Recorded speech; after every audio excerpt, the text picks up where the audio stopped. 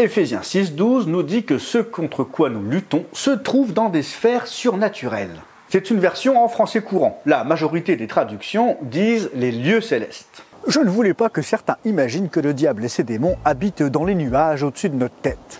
Il est bien important de noter que le conflit concerne chaque croyant. Dès que tu donnes ta vie à Christ, que tu le veuilles ou non, tu te retrouves sur le champ de bataille. Certains vont s'arrêter au début du verset. Nous n'avons pas à lutter. Point. Ce que Paul nous dit là, c'est que nous n'avons pas à lutter contre des créatures de chair qui partagent notre quotidien, mais des créatures spirituelles qui partagent le quotidien de tout le monde. Le chef de toutes ces troupes, qui représente quand même un tiers des anges, c'est le diable, Satan. Et la Bible nous montre à plusieurs reprises que ce royaume est très bien organisé. Ah bah on est loin des orques du Seigneur des Anneaux où ils font tout et n'importe quoi. Jésus nous dira par exemple dans Matthieu 12, versets 25 et 26, « Tout royaume confronté à des luttes internes est dévasté, et aucune ville ou famille confrontée à des luttes internes ne peut subsister. Si Satan chasse Satan, il lutte contre lui-même. Mais comment donc son royaume subsistera-t-il? Même si Jésus l'a dépouillé à la croix, Satan a donc un royaume. Un royaume dépouillé, mais un royaume quand même.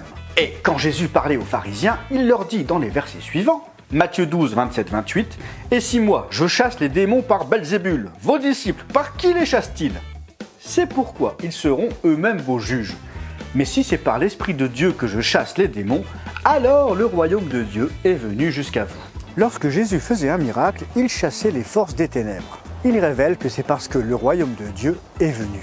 Le royaume de Dieu est donc plus puissant que le royaume des ténèbres puisqu'il le chasse. Paul dira aux Colossiens, dans Colossiens 1, versets 12 à 14, « Vous exprimerez votre reconnaissance au Père qui nous a rendus capables de prendre part à l'héritage des saints dans la lumière.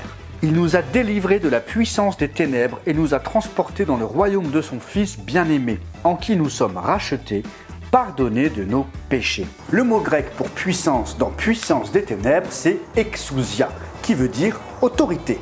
Satan a donc une autorité et il est le chef d'un royaume dont nous parle la Bible, le royaume des ténèbres. La bonne nouvelle, c'est qu'en Christ, nous avons autorité. Et une autorité qui chasse les ténèbres. À condition d'être soumis à la tête du corps qui compose tous les croyants, Jésus-Christ.